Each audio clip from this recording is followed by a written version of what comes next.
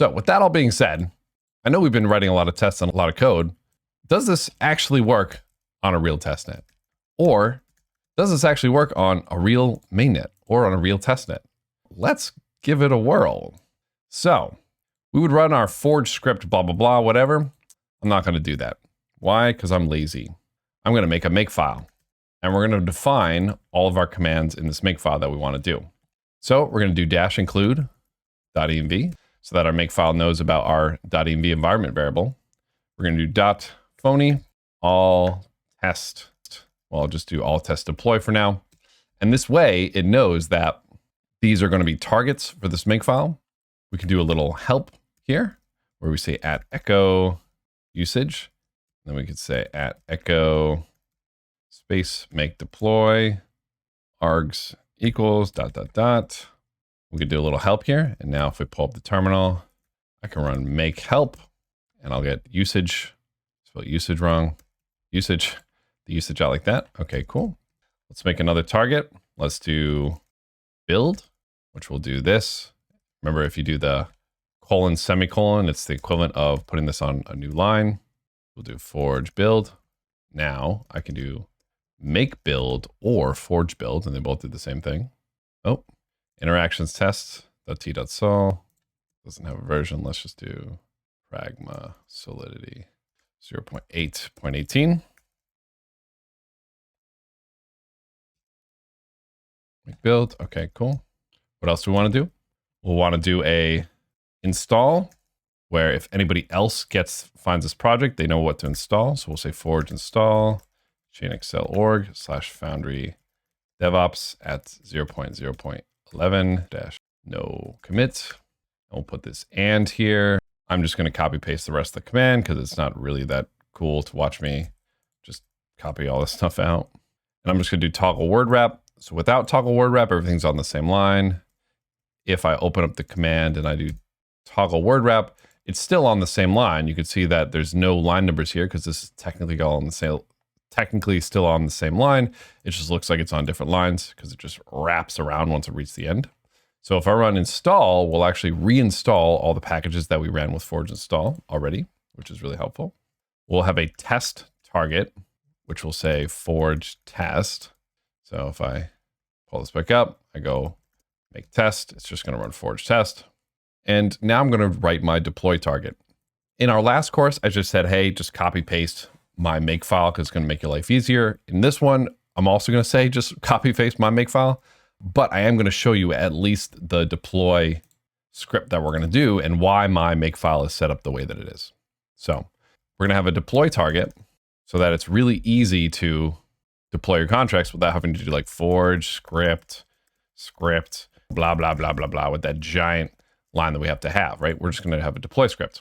And what this is going to do is we're going to say forge, script, and we're going to literally write that command in the makefile so that we only have to write it once. Deploy raffle.s.sol.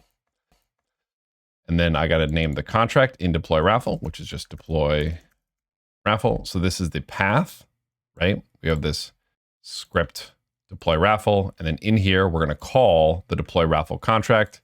Foundry knows to use the run function in whatever contract you specify. So path, contract.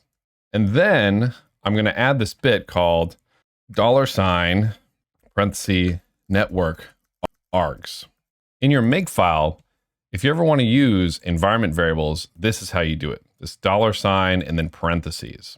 So what I want to do though, is I want to make my makefile such that I can go make deploy args equal -- network sepolia and choose a different chain based off of whatever this bit is.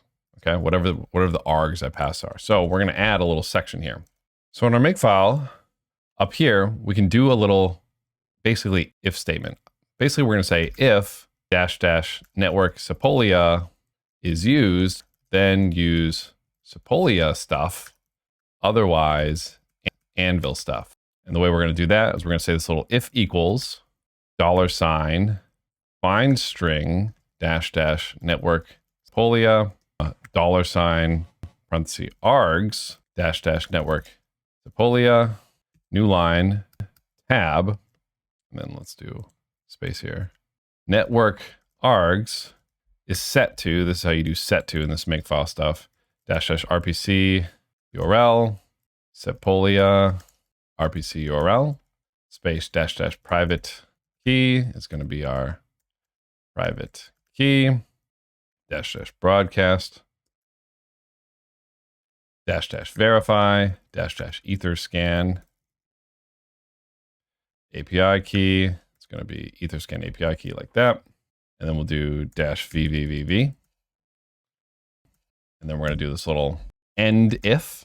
And then above this, we're going to have this network args variable that's going to default to using Anvil. So --rpc URL, http // localhost 8545 -private key is going to be our default Anvil key, which right now we don't have in our .env, right? We could just stick it right in our makefile, which I'm actually going to do. I'm just going to stick it at the top of our makefile. I'll say default Anvil key equals, and I'm just going to paste that default Anvil key that we've been working with.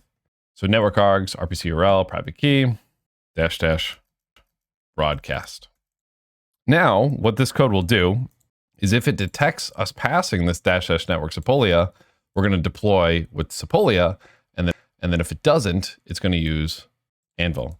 So for example, if I do make deploy now, you'll see the actual script output down here, like this.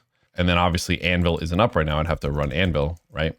But then if I don't use it, it's going to go to Sepolia. Now, the other thing that I like to do is I like to add this little @ If you don't add the @ what will happen is it'll print out the exact command that it's doing. I like to add the @ because I don't really like my private key showing up in text. So add the little @. Now I can run make deploy again. It's still going to fail, but at least it's not going to print that out. But what I could do, and actually I also like to make an Anvil as well.